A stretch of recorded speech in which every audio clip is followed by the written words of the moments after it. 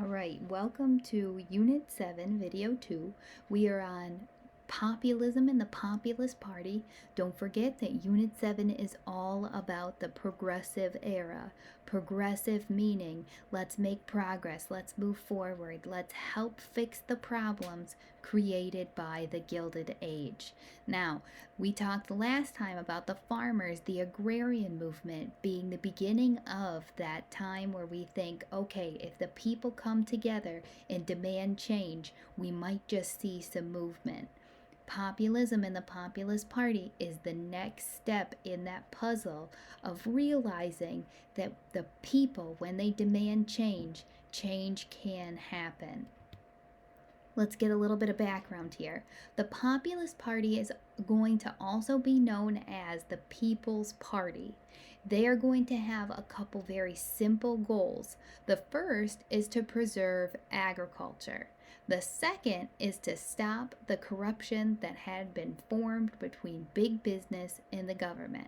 Remember, the relationship between government and big business was hands off. The government did not want to get involved at all with big business because if they did, that would mean they were standing in the way of growth for the economy. They would be standing in the way of making money, and we do not want that to happen. This party is going to be very unique because it brings together the farmers and the laborers, the group of people that had been wronged the most by this corrupt relationship between big business and the government. They bring this group together against business, against monopolies. This political party is going to run on a campaign against a corrupt government and economic power. They say the people's voice is the one that needs to be heard. This party is going to say and claim that the railroads or that they were overlooked as big business and the railroads did well. So the laborers and the farmers are arguing here that as the economy was growing, as big business and the railroads were making all of this money, this group of people were the ones that were completely forgotten about. Now, this political party is going to run a president in the election of 1892. And it's pretty big because this is a third party, all right? This is kind of an outlier party. They get over 1 million of the popular votes and 22 electoral college votes. And what this does, the influence of this, is it puts the populist ideas on a national level. People start to really recognize the goals and the voice that's here. When the panic and economic recession hits in 1893, more and more Americans will join the Populist Party movement because they're really getting hurt by the economic power that the big businesses had. Remember, during a panic, we start to see high unemployment, less spending, less money being circulated among the people. So the Populist Party becomes very popular then. Lots of peace. All right, more peace. The Populist Party platform. Now, a platform, quite literally, if you define it, is something that you stand on. But when we say it's a political party platform, what we're talking about here is what did that party want? What goals did that party have that they wanted to see passed? The Populist Party wants both political reforms and economic reforms. And some of these might sound familiar because they are actually in place today. First, and all of them are important, but one of the most important is a graduated income tax. This is what we have today. You pay as you earn. The higher you have as your income, the higher percentage you pay in taxes. Very simply put, the more you make, the more you pay. Okay? Another piece that the populists wanted, they wanted a direct election of senators. Now, before, senators were chosen by the local government, okay? But the people said if these senators are supposed to speak directly for us and pass laws that directly affect us, then we should probably directly elect them. In order for this to happen, there was going to need to be a constitutional amendment. They would have to change the Constitution, but they will call for a direct election of senators anyway. They also say we should have a secret ballot. You should vote in private. People should be able to intimidate you. That's why there's so much corruption in the government anyway. They also say there should be a one-term limit for the presidency, because up until this point, while we saw presidents only serving a two-term maximum, there was no term limit. A president could essentially serve for their entire life and never be stopped.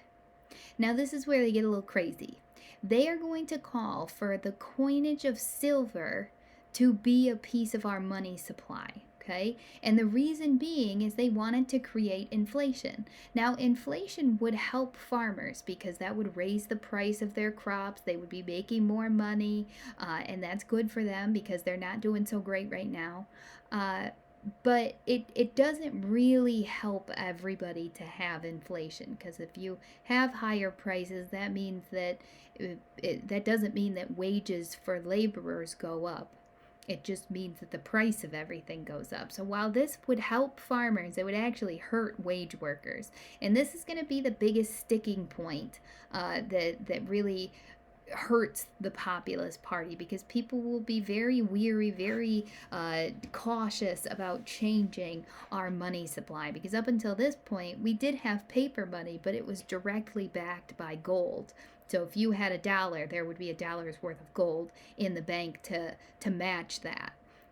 Silver is a little bit more flexible, and people aren't really too excited about changing the money supply. What they also ask for is government ownership of the railroads. The reason they want government ownership of the railroads is so that they could fight against those high rates that the railroads had been setting. If the government owned the railroads and regulated the railroads, then maybe the shipping costs wouldn't be so high. Overall, this political party is going to encourage direct democracy. Now, direct democracy means that the people directly influence their government. We have a democratic republic, which means the people vote for representatives to kind of be their go-between in the government. But direct democracy means the people participate directly. There is no middleman. The Populist Party is really going to gain their real notoriety, their real attention in the election of 1896. This is a big one. This is going to be in your homework tonight. After the Panic of 1893, like I mentioned before, more Americans are going to be unemployed. They're really going to be feeling the bad side of big business, and that they'll be pushed right into the Populist Party, the populist movement. Now, William Jennings Bryan, who was a Democrat, is going to become the Populist Party candidate in 1896. He's going to run against William McKinley, who was a Republican. William Jennings Bryan is going to make a speech known as the Cross of Gold speech. And you're going to see a political cartoon in your homework tonight that talks about the Cross of Gold. You'll read a little bit of his speech. And what he says is the gold that we have based our money on is hurting the people. It's doing more harm than good. And he's really going to push this idea of the free coinage of silver, creating inflation in our money supply. And what that does is it loses him all of the states in the Northeast. You'll see it on a political map that you look at tonight from the election of 1896. Nobody in the industry side of the economy wants to support this change to our money, because if inflation does not mean good things for industrial people, all right? That means that they've got to raise the cost, they've got to raise prices, and that doesn't necessarily mean that they're making more. And like I said before, industrial workers who they really needed to vote for them here aren't going to support this idea of inflation, because if if the price of all these goods go up, that doesn't mean that these wage workers are going to get higher wages to kind of match that rise in the price of all of these goods. Their wages may just stay the same. So none of those industrial workers are going to support this idea that William Jennings Bryan really pushes hard on the free coinage of silver. And that'll seal his loss to William McKinley. And shortly after this, the Populist Party is going to fall apart because they couldn't really get enough support to become a national party to really win on the national stage. So why do we even talk about these guys if they're just big old losers? Well, it's because they leave behind them this legacy that really impacts not only the progressive era, which we're going to talk more about, but it influences a lot of practices that we have today. Now, Bryan's campaign for the reforms of money, I told you it leaves this real unsettling feeling for the industrial North and the urban workers.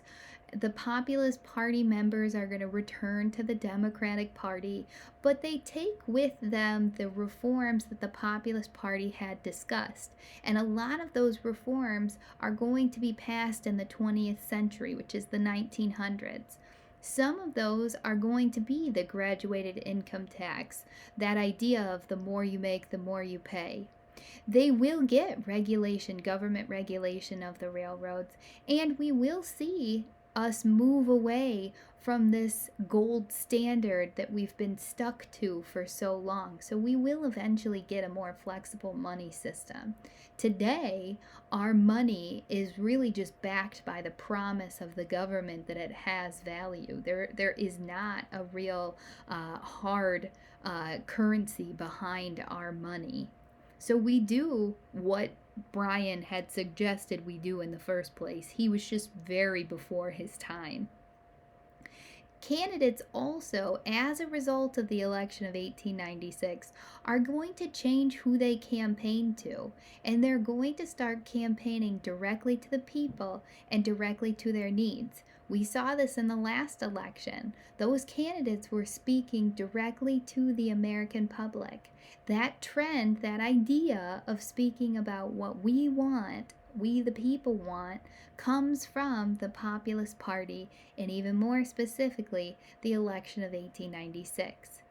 Now, the Populist Party is important for what we look at in the progressive era because, again, we see what happens when people who have been wronged by the problems created during the Gilded Age come together and start to demand that the government pay attention to them. Next time we come together, we're going to look at another group of people and the beginnings of their reform that really contribute to and push forward in the progressive era. I promise we're putting all of these puzzle pieces together to get the bigger picture of the progressive era. Don't forget to do your homework tonight. You're going to look at the Cross of Gold speech from William Jennings Bryan. You're going to look at a political cartoon and even a political map of the election of 1896. Any questions, you let me know. I will see you next time.